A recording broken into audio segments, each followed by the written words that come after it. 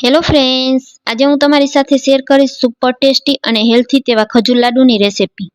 આ ખજૂર લાડુ બનાવવામાં આપણે માત્ર 1 ચમચી ઘીની જરૂર પડશે અને 5 થી 7 જ મિનિટમાં બનીને તૈયાર થઈ જશે.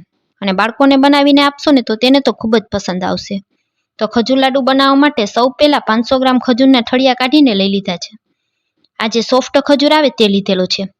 તમારી પાસે આ ખજૂર ન હોય તો કડક ખજૂરને મિક્સરમાં ઉમેરી તેને પીસી લેવાનું.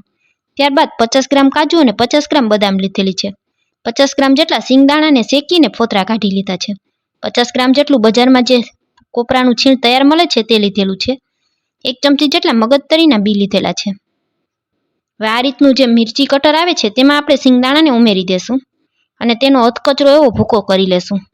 તમારે જો સિંગદાણાનો પાવડર ઉમેરવો હોય તો તે પણ ઉમેરી શકો છો. મેં આ રીતે અધકચરો એવો ભૂકો કરેલો છે, જેથી લાડુ એકદમ સરસ ખાવામાં ક્રન્ચી બનશે. હવે એ જ રીતે આપણે કાજુ બદામને પણ તૈયાર કરી લેશું. કાજુ બદામના પણ અધકચરા એવો ભૂકો કરી લેશું. હવે એક પેનમાં 1 ચમચી જેટલું આપણે ઘી ગરમ કરવા રાખી દેશું. ઘી ઓગળી જાય ત્યાં સુધી તેને થવા દેશું. હવે ઘી સરસ ઓગળી ગયું છે તો તૈયાર કરીને રાખેલો ખજૂર તેમાં ઉમેરી દેશું અને ચમચાથી આ રીતે ખજૂરને પ્રેસ કરતા જશું અને શેકી લેશું. 1 જ મિનિટમાં ઘી સાથે ખજૂર એકદમ સરસ સોફ્ટ થઈ જશે. અહીં ગેસની ફ્લેમને આપણે એકદમ લો રાખવાની છે, જેથી કરીને ખજૂર આપણો તળિયે બેસે નહીં. તમે જોઈ શકશો 1 જ મિનિટમાં ખજૂર એકદમ સરસ સોફ્ટ થઈ ગયો છે. ચમચાના પાછળના ભાગથી આ રીતે ખજૂરને પ્રેસ કરતું જવાનું. રોટલીનો બાંધેલો લોટ હોય તે રીતનો આપણો ખજૂર તૈયાર થઈ જવો જોઈએ. પેનમાંથી આ રીતે ખજૂર એકદમ સરસ છૂટો પડી ગયો છે.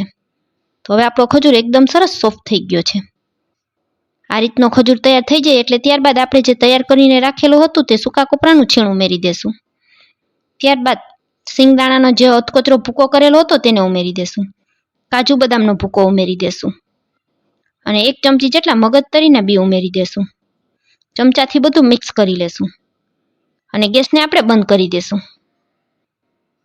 ચમચાથી બધું જ્યાં સુધી ગરમ હોય ત્યાં સુધી બધું ચમચાથી મિક્સ કરી લેવાનું અને ખજૂર થોડો ઠંડો થઈ જાય ત્યારબાદ આપણે બધું હાથેથી મિક્સ કરી લેશું.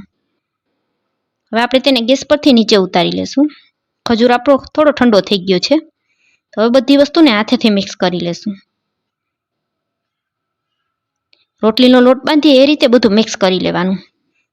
બધી વસ્તુ ખજૂર સાથે તરત જ મિક્સ થઈ જશે. જે રીતે આપણે રોટલીનો લોટ બાંધીને તૈયાર કરીએ છીએ એ જ રીતે આ ખજૂરનું મિશ્રણ તૈયાર કરવાનું છે. હાથની મદદથી આ રીતે બધું એક સરખું પ્રેસ કરી લેશું અને ત્યારબાદ રોટલીનો લોટ બાંધી એ રીતે આપણે તેને ભેગું કરી લેવાનું.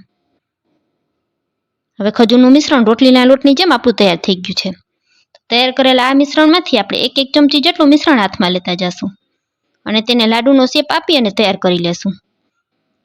લીંબુની સાઇઝને આપણે મીડિયમ સાઇઝના લાડુ વાળીને તૈયાર કરશું. તમારે જે સાઇઝના નાના મોટા લાડુ બનાવો એ રીતે બનાવી શકો છો. હળવા હાથે આ રીતે એકદમ સરસ ક્રેક ન પડે તેવા આપણે લીસા લાડુ તૈયાર કરી લેશું. તમે જોઈ શકશો પરફેક્ટ એવો લાડુ આપણો તૈયાર થઈ ગયો છે. તો તૈયાર કરેલા આ લાડુને આપણે કોપરાના છીણમાં આ રીતે કોટ કરી લેશું. કોપરાનો છીણનો સ્વાદ ખજૂર લાડુમાં ખૂબ જ સરસ આવે છે અને લાડુ દેખાવમાં પણ ખૂબ જ સરસ લાગશે. તો હવે આ જ રીતે આપણે બધા લાડુને તૈયાર કરી લેવાના છે. તો તમે જોઈ શકશો બધા લાડુને મેં આ રીતે તૈયાર કરી લીધા છે. ફ્રેન્ડ્સ, મારો વિડીયો પૂરો જોયા પછી જો તમને સારો લાગે તો મારા વિડીયોને એક લાઇક કરજો, ફ્રેન્ડ્સ અને ફેમિલી સાથે શેર કરજો અને મારી રેસિપીઓ તમને જોવી ગમતી હોય તો મારી ચેનલને સબસ્ક્રાઈબ કરજો. જોતાં જ ખાવાનું મન થઈ જાય તેવા લાડુ બનીને તૈયાર થયા છે.